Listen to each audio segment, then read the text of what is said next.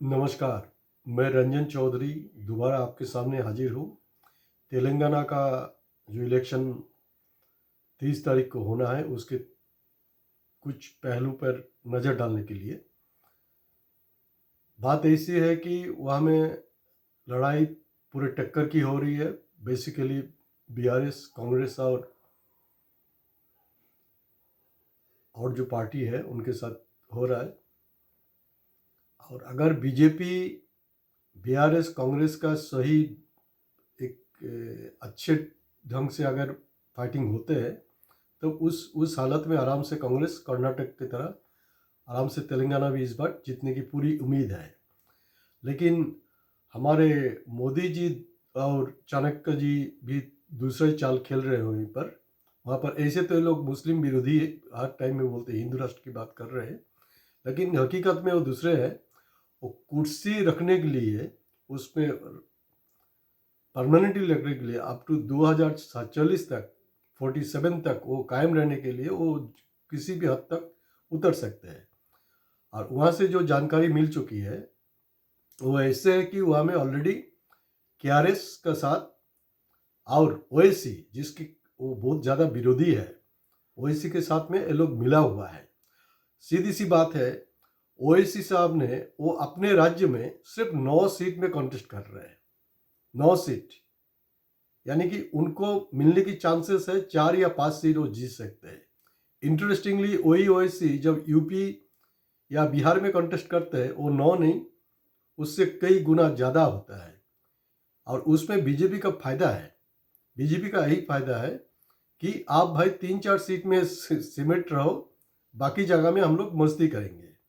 और इन दिनों आप देखिएगा कि तेलंगाना नहीं, पर्टिकुलरली हैदराबाद में कोई कम्युनल राइट्स नहीं हुआ। उसके वजह सिंपल है, मतलब ओवैसी का साथ में एक तालमेल है, उसके लिए कुछ नहीं हो रहा है। जब तालमेल नहीं बैठेगा तब होगा। आपको पता है कि मनीष सिसोदिया जी, वो सही है गलत है वो अलग बात है, वो जेल में सर रहे, दिल्ली के डिप्टी सीएम, दूसरे नेता भी आपके सर रहे, लेकिन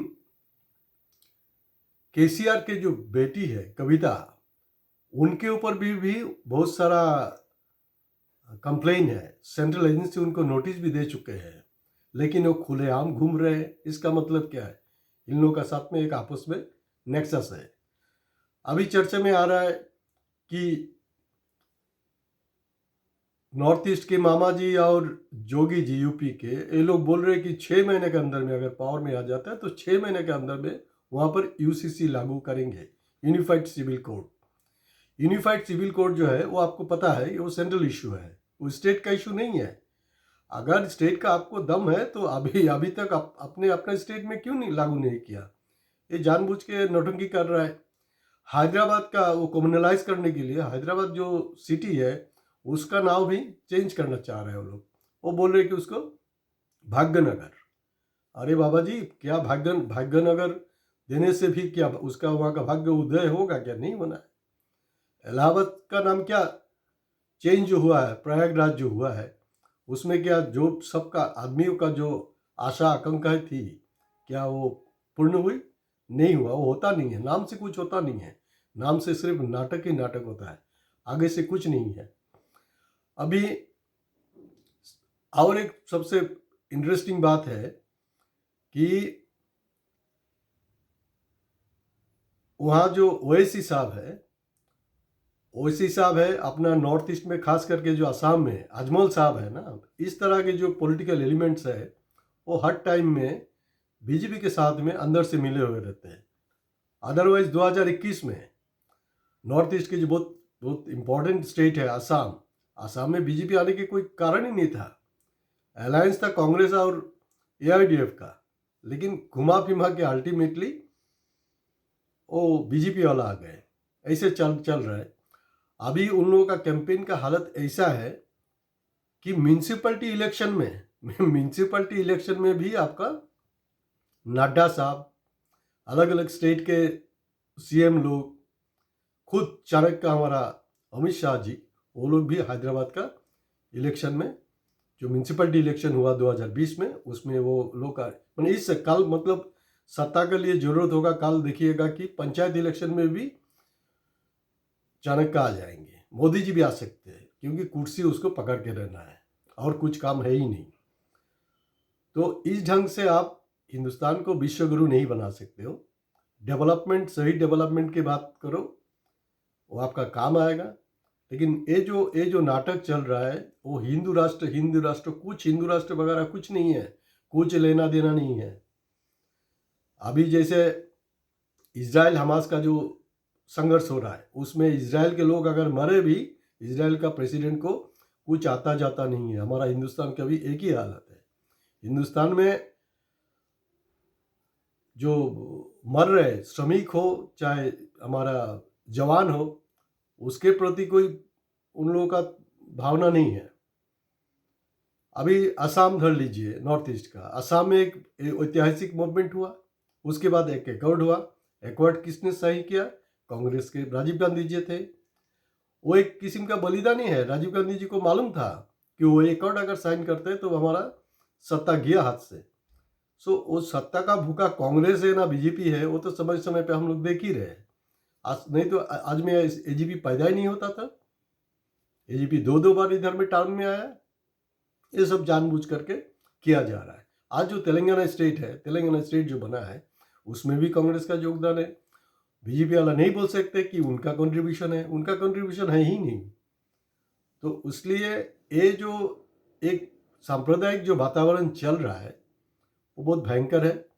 और 5 स्टेट में एक स्टेट में भी वो अगर स्कोर कर पाए बीजेपी, वो बहुत ज़्यादा होगा।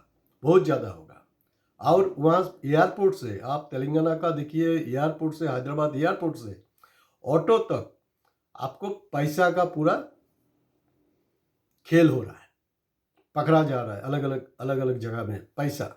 मतलब बीजेपी आंचलिक दल को जिताने के लिए with the support of Owaisi साहब वहाँ में पैसा डाल रहा है। पॉलिटिकल जो भी करना है करो, माने जैसे तैसे कांग्रेस को हराना है। लेकिन कांग्रेस को हराते तो ऐसे होगा ना, हमारा देश हार जाएगा। मैं नहीं करना चाह रहा हूँ कि कांग्रेस को जीतना चाहिए, उसी को सत्ता में रहना चाहिए। लेकिन जो बीजेपी वाले जो राजनीति कर रहे हैं वो देश के लिए बहुत ही भयंकर है। हमने समय दिया था कितना?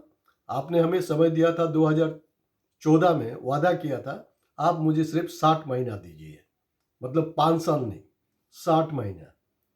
मतलब हम लोग सब्जी खरीदते ना, इतना महंगा है, उसमें पाव बोलते, उसके लिए शॉर्टकट में बोला है। अभी 2022 में विश्व गुरु होने का था, बहुत कुछ दावा किया। अभी हमारा इंडियन जो इकोनॉमी है वर्ल्ड रैंकिंग में 5th पोजीशन में है, 3rd या 4th में है ही नहीं। ये सब टेलर डाला जा रहा है, कुछ नहीं है। ऐसे हमारा हालत जो है, 50 साल का जो रिकॉर्ड है अनएम्प्लॉयमेंट का, वो क्रश हो चुका है। अभी वो लोग सपना दिखा रहे जिसका कोई देश की आज़ादी के साथ में बीजेपी का या आरएसएस का कोई संपर्क ही नहीं था। वो बोल रहा है कि अभी 2022 नहीं, 2047 में वो इंडिया को विश्व गुरु बनाएंगे।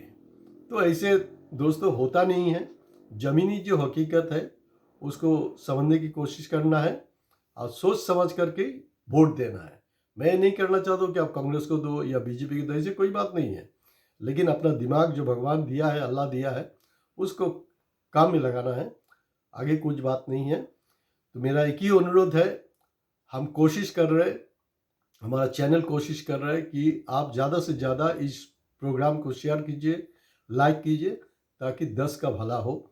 हमारा मकसद पैसा कमाना नहीं है, हमारा मकसद 10 का भला करना है। नमस्कार।